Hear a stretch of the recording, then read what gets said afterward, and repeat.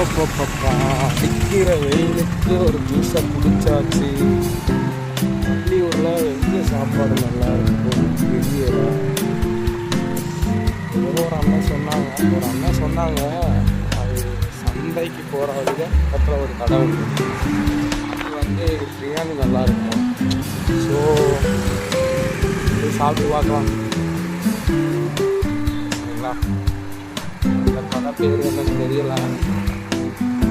போயிட்டு டேஸ்ட் எப்படி இருக்குன்னு பார்த்துட்டு அதுக்கப்புறம் கடையோட பேரை சொல்லுவேன். அன்னை சொன்ன கடை அடேங்கப்பா பிரியாணி. பட் நாங்கள் கூட்டமாக இருக்கிறதுனால சென்னை தலப்பாக்கட்டு பிரியாணி அப்படின்னு சொல்லிட்டு ஒரு கடைக்கு நம்ம வந்திருக்கோம். போய் டேஸ்ட் எப்படி இருக்குன்னு பார்க்கலாம் வாங்க.